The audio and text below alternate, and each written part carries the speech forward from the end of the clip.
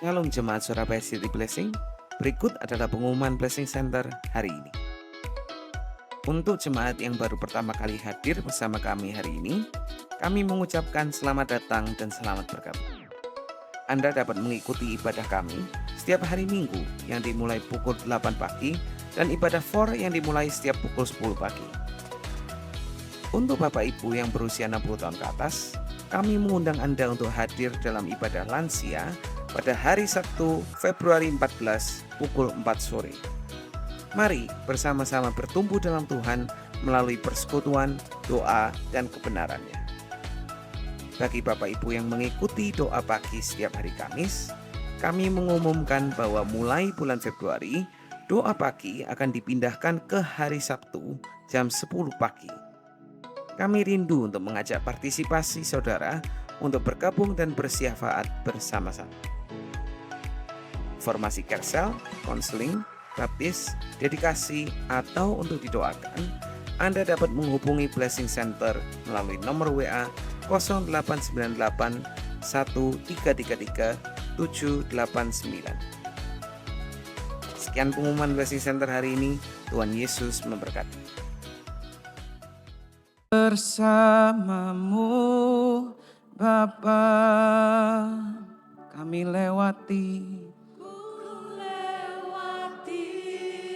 semua perkenananmu.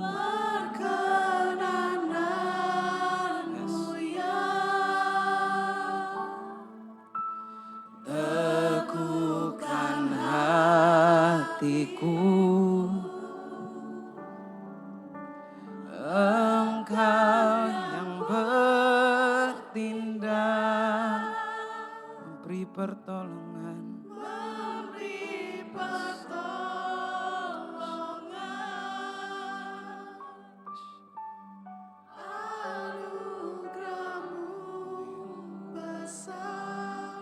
Melimpah bagiku. Katakan sekali lagi, bersamamu Bapa.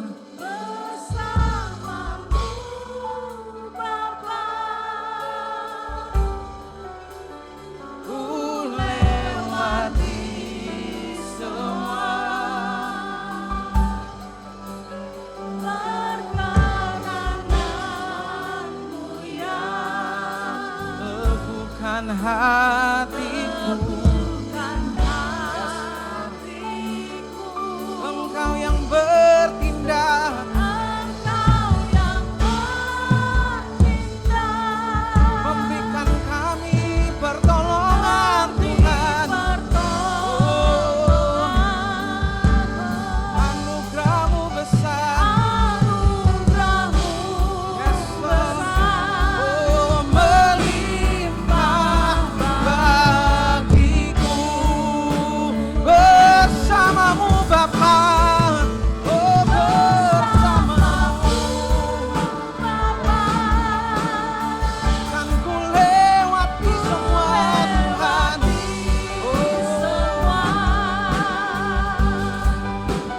Perkenananmu ya.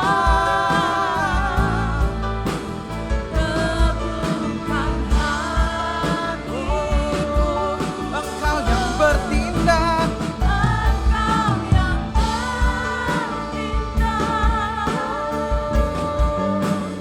memberi pertolongan.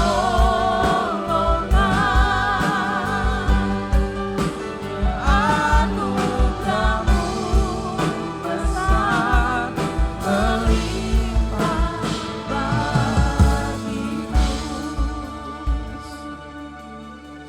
Terima kasih. Yes, kami mengucap syukur Tuhan. Kami mengucap syukur atas penyertaan-Mu yang tak habis-habisnya ada dalam kehidupan kami Tuhan. Engkau tidak pernah meninggalkan kami. Kau selalu menolong kami Tuhan. Terima kasih Bapak. Tuhan, kalau sebentar kami akan mendengarkan firman-Mu, pakailah hamba-Mu untuk menyampaikan pesan-Mu hari ini Tuhan. Dan biar Engkau yang membantu kami untuk hari demi hari ditransformasikan, diubahkan untuk menjadi semakin serupa dengan Engkau Tuhan. Terima kasih Bapa. Kami siap untuk menerima firman Tuhan. Bukakan hati kami dan telinga kami hari ini di dalam nama Tuhan Yesus. Yang siap untuk mendengarkan firman Tuhan, katakan bersama-sama. Amin. Silakan duduk kembali saudara yang kasih oleh Tuhan. Shalom Bapak Ibu semuanya. Hari ini saya rindu untuk melanjutkan sebuah pesan yang saya sampaikan minggu lalu. Kalau kita bulan ini berbicara, lebih tepatnya bukan bulan ini Bapak Ibu, tapi tahun ini kita berbicara tentang transformasi. Ada sebuah perubahan, bukan cuma berubah seperti air yang menjadi dingin bisa kembali Bapak Ibu menjadi hangat. Tetapi perubahan yang tidak bisa kembali ke tahap yang sebelumnya. Kalau kita belajar dari ayat minggu lalu Roma 12 ayat 2 yang mengatakan janganlah kita menjadi serupa dengan dunia ini. Tetapi berubahlah oleh apa Bapak Ibu? Pembaharuan budi kita supaya kita bisa membedakan mana kehendak Allah, mana yang baik, yang berkenan dan yang sempurna Bapak Ibu. Hari ini saya mau kita untuk masuk lebih dalam lagi tentang transformasi dan juga sedikit tentang perubahan Bapak Ibu. Dan kita akan memulai, boleh dikeluarkan PPT-nya? Bisa dikeluarkan, thank you. Kita akan memulai dengan satu hal ini Bapak Ibu, yaitu ada dua kesalahan yang berhubungan dengan transformasi Bapak Ibu. Maksudnya apa? Ketika kita berbicara tentang perubahan, tentang transformasi, ada dua hal yang biasanya salah dalam pengertian kita. Yang pertama adalah kesalahan dalam alat atau dalam cara kita. Bapak Ibu tahu di gambar ini gambar apa Bapak Ibu? Ada yang tahu? Skrup, betul ya Bapak Ibu ya. Di sini siapa yang pernah berusaha untuk membuka skrup itu dikeluarkan? Ada yang pernah mencoba seperti itu Bapak Ibu? Saya ingat waktu saya masih lebih kecil Bapak Ibu, saya mau mengeluarkan skrup ini. Tapi waktu saya membutuhkan alat untuk membuka ini, saya cuma ketemu obeng. Saya waktu itu belum terlalu mengerti. Kelihatannya bentuknya sudah betul Bapak Ibu, tapi ada satu yang kurang yaitu ukurannya kurang pas. Sedikit terlalu kecil. Nah Bapak Ibu kalau di sini ada yang pernah berusaha membuka skrup ini dengan obeng yang sedikit terlalu kecil, kira-kira apa yang terjadi Bapak Ibu? Ada yang tahu? Bisa? Kalau ukurannya sama atau tidak terlalu beda Bapak Ibu, mungkin masih bisa kita buka. Tetapi pada saat itu saya berusaha dengan sekuat tenaga dan karena terlalu kecil akhirnya yang terjadi adalah skrupnya itu hancur Bapak Ibu. Dan akhirnya saya bukan cuma tidak bisa membuka skrup itu, sekarang saya cari-cari ketemu alat yang benar, saya berusaha untuk buka juga nggak bisa. Karena udah hancur seperti ini Bapak Ibu. Ketika kita berbicara tentang perubahan atau transformasi, seringkali kita ini menggunakan alat atau cara yang salah. Masalah terbesar yang kita hadapi ketika kita mau berubah, bukanlah kita tidak mau atau tidak mau berusaha Bapak Ibu. Tetapi kita berusaha keras dengan alat dan cara yang salah seringkali Bapak Ibu. Salah alat, salah cara. Boleh katakan bersama-sama Bapak Ibu, 1, 2, 3. Salah alat, salah cara Bapak Ibu. Kita kepingin untuk berubah, kita ingin ada perubahan, tapi kita tidak punya alat yang benar, alatnya salah, caranya kita juga salah Bapak Ibu. Dan seringkali bukan cuma tidak bekerja, tetapi bisa menjadi lebih parah dari sebelumnya. Yang kedua Bapak Ibu, selain dari cuma kita salah alat dan salah cara, seringkali kita memiliki salah pengertian tentang transformasi dan perubahan. Yang ada di dalam pikiran kita ketika kita berbicara tentang perubahan itu linear. Linear itu maksudnya satu jalur Bapak Ibu, satu arah. Kalau contohnya kita semakin besar, itu semakin besar. Besok semakin besar, besok semakin besar, tahun depan semakin besar. Kalau linear lagi itu kita semakin dewasa, itu satu arah Bapak Ibu. Dari yang tidak dewasa ke yang dewasa. Tapi Bapak Ibu perubahan yang betul-betul berbeda, yang kita sebetulnya butuhkan atau yang kita katakan dengan transformasi, itu adalah perubahan yang dari satu level ke level yang selanjutnya. Jadi bukan satu linear, satu gerakan yang cuma lurus saja Bapak Ibu, tapi dia seperti naik tingkatan. Seperti kalau kita sekolah Bapak Ibu dari TK, kita akan naik level dari TK menjadi SD. Dari SD kita naik level menjadi SMP. Dari SMP kita naik level lagi jadi SMA. Kalau SMA kita naik level lagi menjadi kuliah Bapak Ibu. Ada suatu perubahan yang berbeda satu dengan yang lain. SD sama SMP sama Bapak Ibu? Beda. Kelas 1 dengan kelas 2 masih bisa dibilang sama lah bisa. Tetapi ketika kita memasuki tingkat level yang berbeda, itu tidak sama dengan yang sebelumnya. Saya berikan suatu ilustrasi Bapak Ibu. Siapa yang di sini punya anak Bapak Ibu? Punya anak ya, di sini banyak yang punya anak. Waktu mereka masih kecil, waktu masih bayi, kita akan menggunakan yang namanya popok. Betul Bapak Ibu? Ketika kita memakaikan popok ini, bersih atau kotor Bapak Ibu? Bersih. Nanti tidak lama popok itu akan berubah menjadi kotor. Maka ketika kotor kita lepas, kita ganti dengan yang baru dan popok itu akan berubah lagi menjadi kotor. Lalu popok itu kita copot lagi yang kotor, kita pasang lagi yang bersih menjadi kotor lagi dengan sendirinya. Sebuah perubahan, betul Bapak Ibu, berubah kan? Dari bersih menjadi kotor, menjadi bersih, menjadi kotor, menjadi bersih, menjadi kotor. Tetapi suatu perubahan yang tidak terlalu berbeda. Suatu perubahan yang tidak terlalu berubah juga kalau bisa dibilang. Ya perubahannya seperti itu saja. Tetapi di sini kalau kita berbicara tentang naik level Bapak Ibu, itu seperti ketika anak kita sampai suatu hari semakin besar, tidak lagi menggunakan popok, kita ajarkan untuk memakai toilet. Betul Bapak Ibu? Atau sampai besar pakai popok terus? Enggak dong Bapak Ibu. Pada suatu saat anak itu akan diajarkan untuk memakai yang namanya toilet. Dan itu adalah suatu perubahan naik level di mana perubahan yang sebelumnya tidak relevan lagi Bapak Ibu. Tidak menjadi masalah lagi. Dari yang sebelumnya menjadi kotor bersih, sekarang naik level menjadi tidak lagi butuh yang namanya popok. Itu yang kita bicara hari ini Bapak Ibu, ketika kita berbicara tentang naik level, sebuah transformasi, seringkali kita punya salah alat, salah cara, salah pengertian.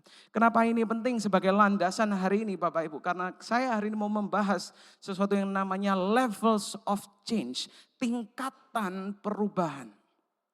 Di dalam kehidupan kita ada 5 tingkatan perubahan, katakan 5 perubahan Bapak Ibu. Ketika kita merasa tidak puas, ketika kita mau melihat sebuah perubahan dalam kehidupan kita, ada 5 tingkatan. Dan biasanya secara manusiawi kita melihat atau kita berusaha untuk mengubah yang nomor 1 dulu, yaitu yang di luar Bapak Ibu. Atau yang sering kali kita sebut dengan lingkungan, katakan lingkungan. Kalau saja pekerjaanku lebih baik.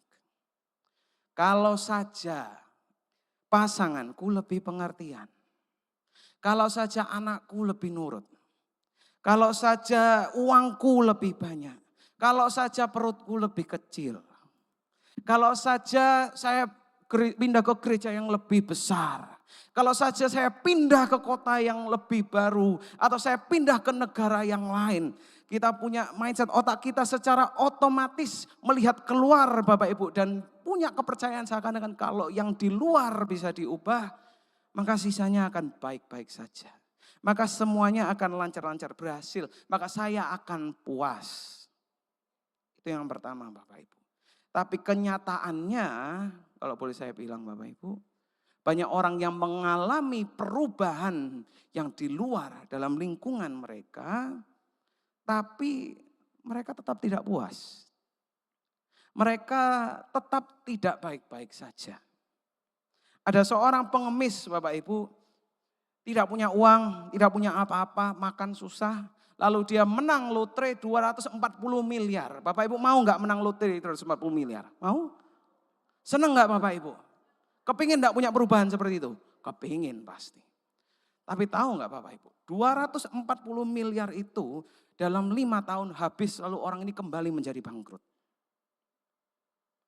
Kembali nggak punya apa-apa, kembali tidak bisa makan apa-apa.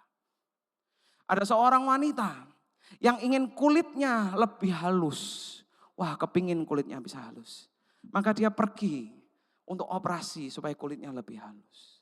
Setelah operasi Bapak Ibu, dia masih belum puas. Masih kurang halus, masih kurang ini, masih kurang mukanya dibetulkan, masih kurang kecil hidungnya, masih kurang mancung, mulutnya kurang tebal bibirnya.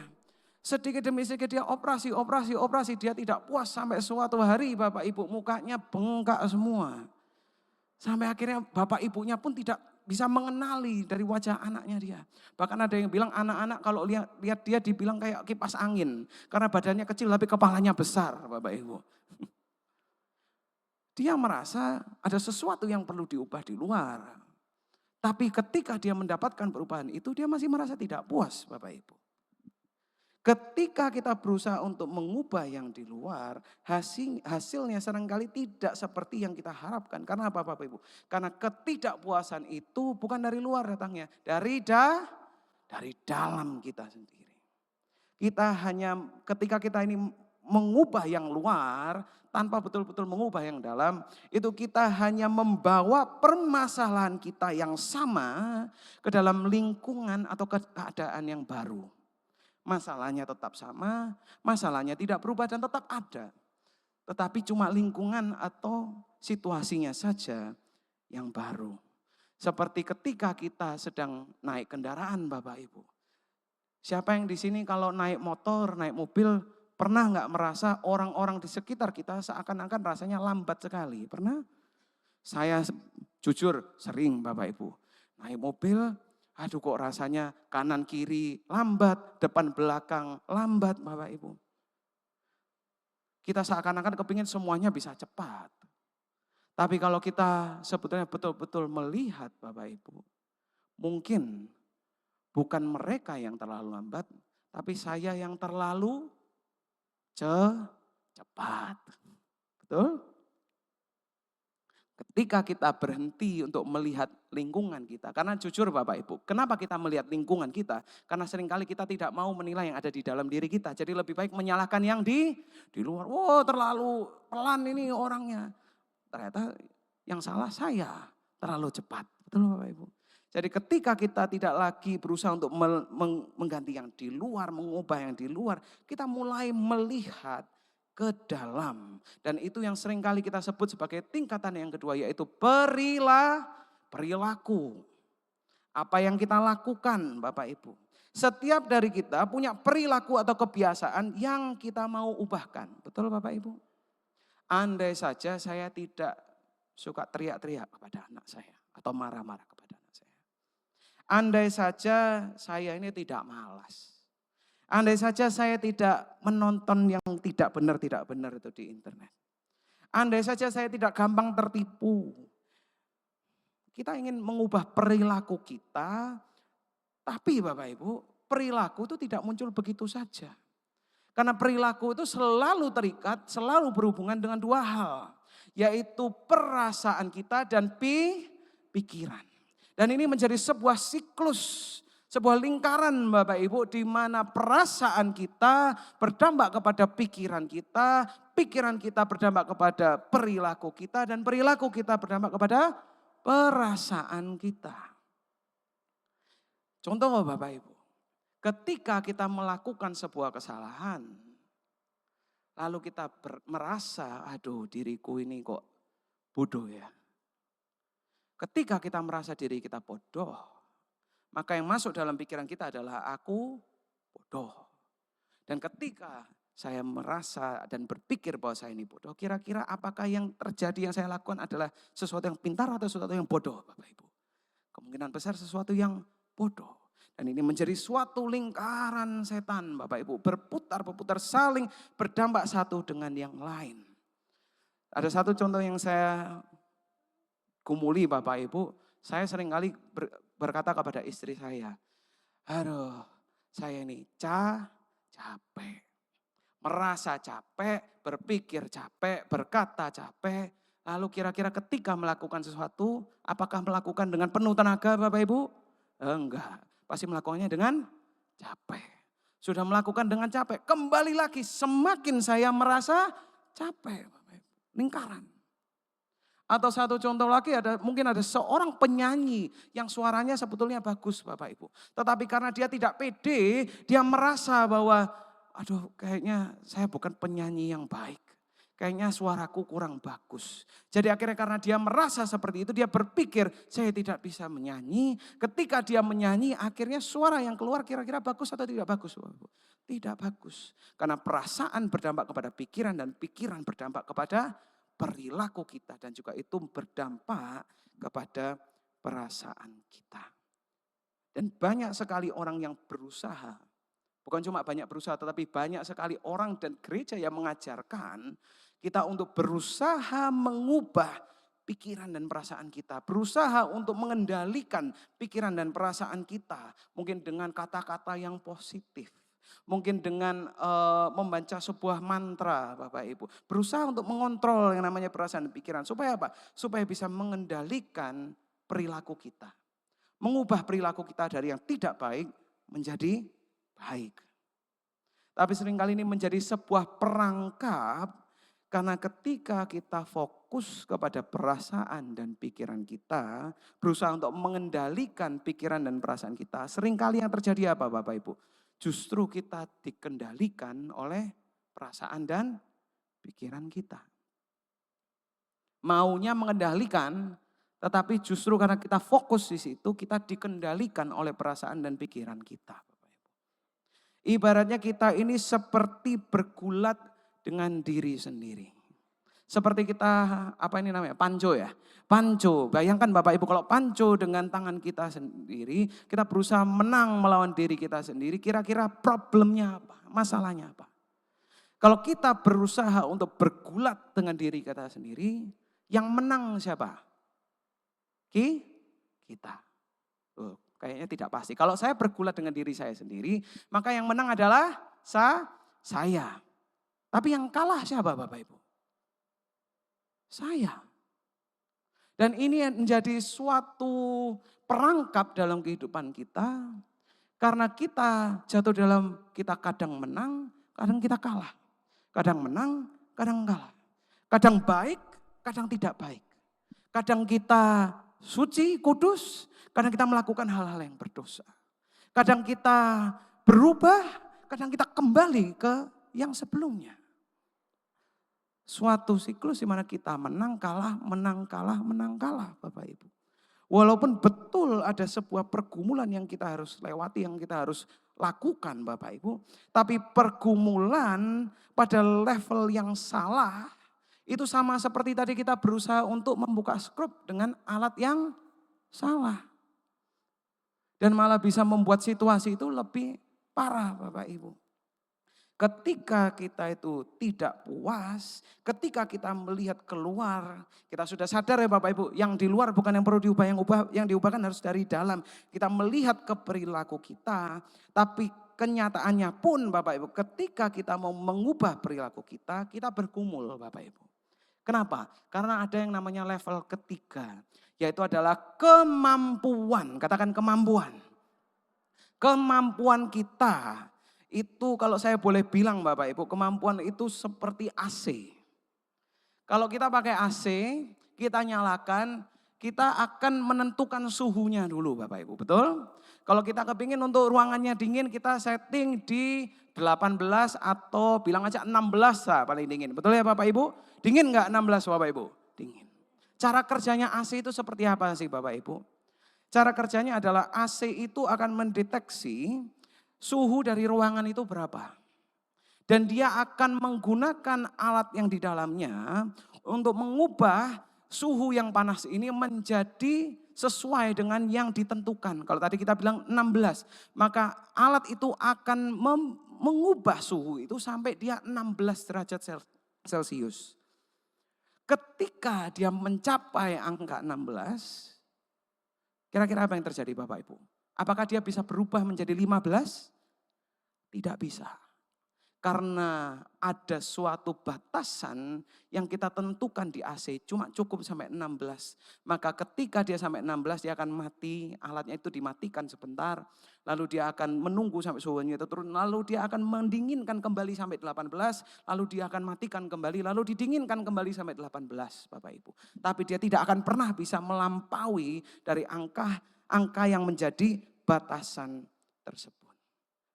Kemampuan kita itu seperti AC yang ada di dalam hati kita Bapak Ibu. Kita mampu berusaha untuk berubah. Kita mampu untuk melakukan sesuatu. Tapi pada titik tertentu ada sebuah batasan yang kita panggil sebagai limitasi. Katakan limitasi Bapak Ibu. Sebuah batasan yang seakan-akan kita tidak bisa melebihi batasan itu. Seperti kita kejeduk plafon ini Bapak Ibu. Ada yang menutupi di atas. Kalau saya boleh kasih contoh, siapa yang di sini pernah berusaha untuk turun berat badan Bapak Ibu? Pernah? Saya berusaha untuk turun berat badan. Baru-baru ini saya berusaha untuk diet lagi Bapak Ibu. Biasanya turun 1 kilo awal itu gampang Bapak Ibu. Biasanya. Tapi setelah turun 1 kilo kita mau turun 0,3 lagi.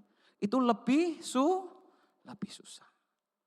Kalaupun kita berhasil menurunkan 0,3 lagi. Untuk turun lagi 0,2 itu lebih susah. Seperti ada suatu batasan yang susah untuk dilewati, yang tidak bisa untuk dilewati. Dan yang sering kali terjadi sama seperti saya Bapak Ibu, sudah turun, terjeduk kayak ada batasan, malah seperti karet dia kembali ke yang sebelumnya. Malah naik, yang tadinya turun 1,5 kilo, sekarang naik lagi Bapak Ibu, naik 2 kilo. Malah yang awalnya mau turun, sekarang malah naik 0,5 kilo Bapak Ibu. Tapi ini yang disebut sebagai limitasi dalam kemampuan kita. Maka dari itu perlu ada suatu perubahan di level atasnya kemampuan yang akan membuat usaha kita, pergumulan kita untuk 3 level yang di bawah ini Bapak Ibu menjadi usang atau tidak relevan lagi. Tidak menjadi masalah lagi. Dan perubahan di level yang keempat itu adalah perubahan dalam kepercayaan. Katakan kepercayaan. Kepercayaan hari ini Bapak Ibu, saya bukan berbicara tentang teologis saja. Tetapi apa yang kita percayai tentang diri kita dan juga tentang Tuhan Bapak Ibu. Kalau saya boleh bilang tentang kepercayaan itu berbeda dengan pikiran kita. Pikiran itu ada di otak kita. Kita berpikir hari ini saya mau makan. Oh baju itu bagus. Oh saya mau beli ini, mau beli itu. Tetapi kepercayaan itu ada di hati kita. Dan seringkali kita tidak menyadari kepercayaan yang ada di dalam hati kita Bapak Ibu. Karena susah untuk diekspresikan dengan kata-kata, tapi berhubungan dengan perasaan kita. Saya contoh ya Bapak Ibu, saya kasih contoh. Sebuah contoh dari kepercayaan yang ada dalam beberapa hati orang-orang adalah, aku ini kok jelek ya, saya ini kok jelek. Ini yang masih gampang diberikan kata-kata Bapak. Tidak ada yang peduli dengan saya. Tidak ada yang mau sama saya ditolak, saya tertolak. Tuhan tidak peduli dengan saya. Kepercayaan yang ada di dalam hati kita, yang seringkali Bapak Ibu dialami berulang-ulang, atau pengalaman yang mungkin traumatis, atau yang sangat kuat, sangat mengena, yang membentuk kepercayaan dalam hati kita. Dan karena berulang-ulang terjadi, kita merasa bahwa kepercayaan itu benar. Saya ingat waktu saya masih SMP Bapak Ibu, saya ini orangnya tidak cocok berteman dengan orang lain. Karena dulu saya gendut, saya juga tidak pintar, tidak bisa ngomong dengan orang yang seumuran saya. Jadi saya tidak pernah merasakan, saya tidak tahu waktu itu. Tetapi waktu saya mempersiapkan firman ini, saya baru teringat bahwa di dalam hati saya ternyata ada sebuah kepercayaan yang salah. Saya percaya bahwa saya ini ditolak. Maka dari itu ketika saya merasa atau ada kepercayaan bahwa saya ini ditolak Bapak Ibu, saya pun tidak berani untuk mendatangi orang lain. Jadi setiap kali waktu istirahat, saya akan duduk di satu tempat yang dimana tidak ada orang, berdiam diri di sana. Tidak berbicara kepada siapa-siapa. Kalaupun saya bertemu dengan orang lain, tubuh saya menunjukkan kepercayaan saya. Saya tidak pede untuk berkenalan atau berbicara dengan orang karena yang menjadi kepercayaan saya adalah orang itu menolak saya. Itu yang namanya kepercayaan. Sesuatu yang ada di dalam hati kita yang kalau boleh kita bilang menjadi lensa dari bagaimana kita melihat hidup dan keadaan kita. Pertanyaannya bagaimana kita bisa mengubah kepercayaan yang ada dalam hati kita. Firman Tuhan mengatakan di dalam Roma 10 ayat 17 bahwa iman timbul dari pendengaran dan pendengaran oleh firman Kristus. Pendengaran akan firman Tuhan. Kalau kita mau mengubahkan apa yang kita percayai, karena jujur Bapak Ibu ada hal-hal dalam hati kita yang kita percaya yang sebetulnya tidak benar. Betul? Ada kepercayaan dalam hati kita yang mengatakan aku ini tidak berharga. Ada kepercayaan dalam diri kita yang mengatakan bahwa aku ini sendiri. Tidak ada yang peduli. Aku ini tidak berguna. Tetapi kalau kita mengisi diri kita, mendengar bukan cuma membaca Bapak Ibu. Seringkali kita perlu memperkatakan firman Tuhan, kita dengar apa yang kita katakan dan mulut kita sendiri. Kenapa? Karena iman atau kepercayaan itu timbul dari pendengaran oleh firman Kristus. Oleh firman Tuhan. Bukan cuma ketika kita memperkatakan kebenaran ini Bapak Ibu. Itu tidak cuma akan merubah kepercayaan kita saja, tapi mengubahkan sumber dari kebenaran kita. Kalau sebelumnya kita mendengarkan kata orang, kalau sebelumnya kita melihat dalam kondisi kita, situasi kita yang menjadi kepercayaan kita, sekarang sumber kebenaran kita dari Tuhan. Informasi Bapak Ibu bisa mengubahkan pikiran. Tetapi pewahyuan, dan lebih tepatnya pewahyuan dari Tuhan, itu akan mengubahkan kepercayaan yang ada dalam hati kita. Dan saya seringkali juga berkata kepada orang-orang, we can live, kita bisa hidup dalam yang namanya kenyataan Bapak Ibu. Atau kita bisa hidup di dalam yang namanya kebenaran. Apa bedanya Bapak Ibu? Kenyataannya kalau kita melihat, kita merasakan, kita pikir, itu belum tentu sesuai dengan yang namanya kebenaran. Betul Bapak Ibu? Saya merasa Tuhan itu jauh. Saya merasa tidak bisa merasakan Tuhan ada di sini. Saya tidak melihat Tuhan. Maka dari itu apakah Tuhan tidak ada di sini Bapak Ibu? Ada. Karena kenyataan kita itu tidak sesuai dengan kebenaran kita. Dan hari ini kalau saya boleh sampaikan Bapak Ibu, jangan biarkan kenyataanmu menjadi kebenaranmu. Tapi biarlah kebenarannya, yaitu siapa Bapak Ibu? Kebenaran Tuhan mengubahkan kenyataanmu. Betul saat ini Bapak Ibu, mungkin di akun bank kita nggak sampai 100.000. Tetapi kebenaran firman Tuhan mengatakan bahwa kita diberkati, kita dicukupi. Jangan biarkan kenyataan yang ada di dalam dunia ini, perasaan kita, pikiran kita, apa yang kita lihat itu menjadi kebenaran kita. Tapi biarlah kebenaran firman Tuhan itu yang mengubahkan kenyataan kita di dunia ini. Amin Bapak Ibu. Apa yang kita percayai Bapak Ibu, itu yang menjadi lensa dalam hidup kita. Maka dari itu yang penting juga kalau saya bilang. Apa yang kita percayai tentang Tuhan. Bukan cuma percaya Tuhan ada loh Bapak Ibu. Siapa yang di sini percaya Tuhan itu ada? Amin. Loh kok enggak banyak, kalau enggak banyak angkat tangan salah kita kumpul di sini Bapak Ibu. Siapa yang percaya Tuhan itu ada? Amin. Pertanyaannya yang penting itu bukan Tuhan ada atau tidak ada Bapak Ibu. Tetapi apa yang kita pikirkan, apa yang kita percayai tentang Tuhan kita yang ada. Dan bukan cuma tentang Tuhan saja, tetapi juga tentang diri kita melalui lensa matanya Tuhan. Karena apa yang kita percaya tentang Tuhan, itu juga berhubungan dengan apa yang kita percaya tentang diri kita sendiri. Maka dari itu level terakhir yang terpenting Bapak Ibu adalah perlu ada perubahan di dalam tingkatan yang namanya identitas. Katakan identitas Bapak Ibu. Yang menarik dari level ini Bapak Ibu adalah ketika kita mau memasuki level yang namanya identitas. perubahan ini kita tidak bisa lakukan sendiri. Diperlukan seorang pribadi yang lain untuk kita bisa berubah di dalam identitas, Bapak Ibu. Karena perubahan identitas itu diberikan atau disingkapkan. Kalau saya boleh bilang identitas itu adalah sebuah blueprint. Kalau Bapak Ibu mau membuat sebuah gedung ya Bapak Ibu, perlu ada gambarannya terlebih dahulu gedung ini mau dibuat seperti apa, nanti perencanaannya ini seperti apa Bapak Ibu. Identitas kita itu adalah perencanaan yang ada di hati Tuhan ketika Dia menciptakan kita.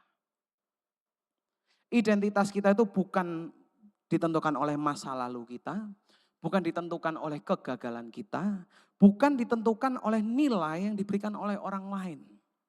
Banyak sekali orang sekarang yang menaruh identitasnya pada sesuatu yang ada di luar Bapak Ibu. Karena orang-orang berkata kalau kamu mau menjadi seseorang, kamu harus punya barang-barang yang mewah. Kalau kamu mau menjadi seseorang, kamu harus punya uang yang banyak. Kamu harus menjadi sangat sukses dalam pekerjaanmu. Tetapi identitas kita yang sebenarnya itu bukan ada pada yang di luar. Tetapi berasal dari itu Tuhan. Ada satu boneka yang sangat terkenal Bapak Ibu. Pada zaman dulu itu bentuknya seperti beruang-beruang gitu. Dan ketika boneka ini kalau kita tanya kepada yang membuat Bapak Ibu. Paling orang yang membuat itu bilang harganya ini mungkin cuma 100.000 saja untuk bisa membuat ini. Ketika dijual harga boneka itu kisarannya kira-kira 150.000 untuk satu boneka. Tetapi bagi ada satu orang Bapak Ibu yang betul-betul mencari satu boneka ini dan dia rela membayar beratus-ratusan juta untuk cuma satu boneka Bapak Ibu. Boneka yang sama yang tadi katanya yang produksi itu cuma 150.000, tidak sampai 100.000. Maksudnya apa Bapak Ibu? Nilai sebuah barang itu ditentukan oleh dua hal. Siapa penciptanya dan siapa yang mau membayarnya. Begitu juga dengan nilai diri kita Bapak Ibu. Nilai atau identitas kita itu bukan ditentukan oleh orang lain. Tapi ditentukan dari siapa pencipta kita dan siapa yang mau membayarnya.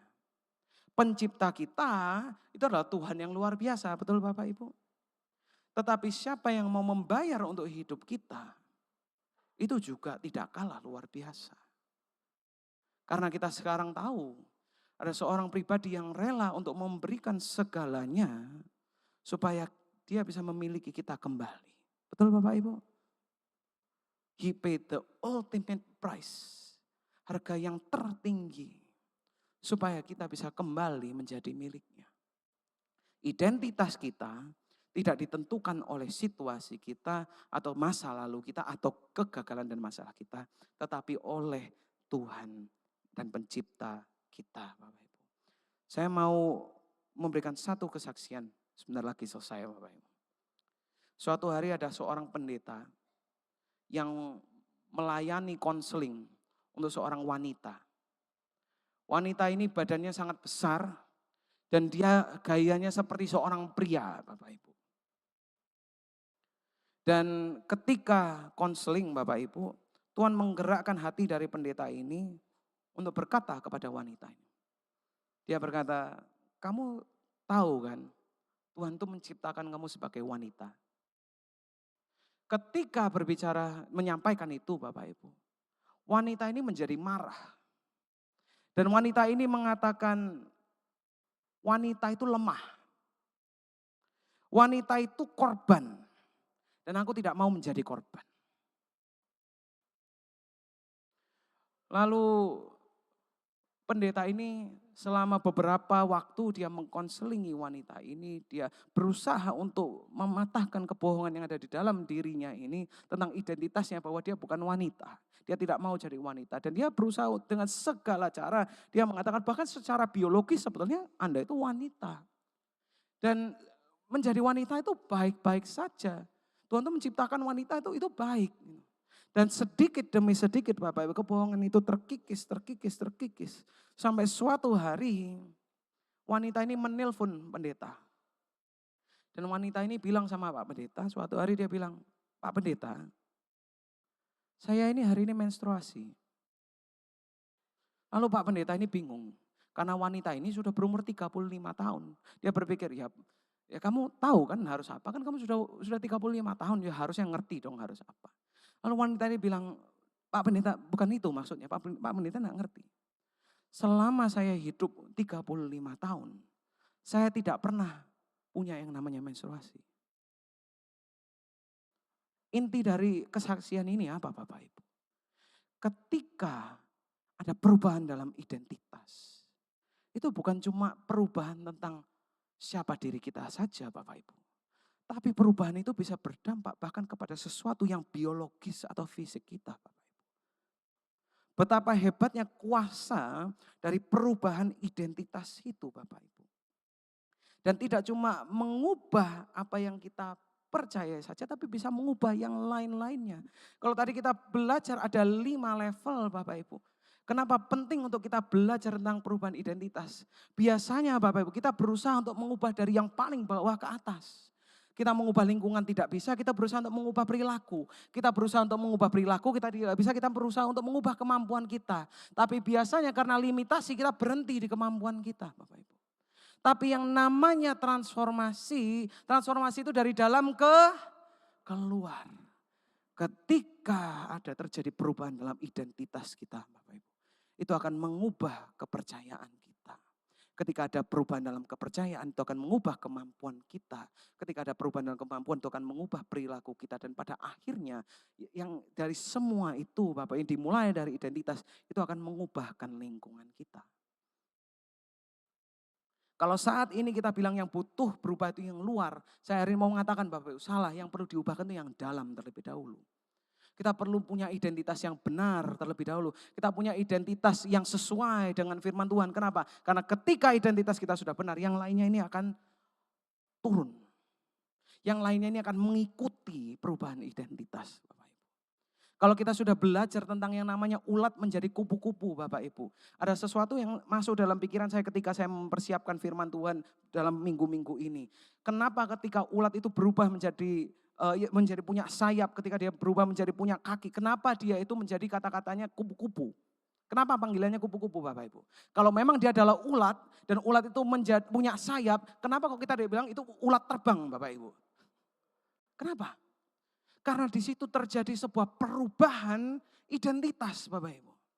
Yang dulunya ulat sekarang bukan ulat lagi, sekarang dia menjadi kupu-kupu. Dari perubahan identitas ada perubahan kepercayaan. Dulu dia tidak tahu kalau dia bisa terbang, sekarang dia percaya dia bisa terbang. Ketika dia percaya dia bisa terbang, ada kemampuan yang baru, dia sekarang bisa pergi ke tempat yang lebih jauh, pergi ke tempat yang lebih tinggi. Ketika kemampuannya berubah, perilakunya pun berubah Bapak Ibu.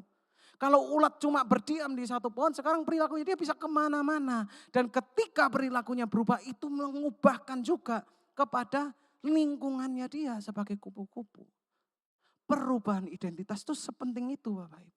Dan bisa mengubahkan kehidupan Anda sampai sedalam itu. Sampai yang fisik dan di luar pun juga bisa berubah. Amin Bapak Ibu. Saya boleh minta tim Praise and Worship untuk naik ke depan. Maka dari itu saya menyampaikan kemarin, kepentingan untuk langkah pertama kalau kita mau berubah. Itu apa Bapak Ibu? Mengundang Yesus untuk datang ke dalam kehidupan kita. Kenapa? Karena kehadiran Yesus itulah yang akan memberikan identitas yang baru. Sama seperti bagaimana Sakeus, dia adalah orang yang dikucilkan, dia adalah orang yang jahat, dia adalah orang yang berdosa. Tapi ketika Yesus hadir di rumahnya, terjadi sebuah perubahan identitas. Dan itu mengubahkan kehidupannya. Amin Bapak Ibu. Mau hari ini untuk kita diubahkan identitasnya?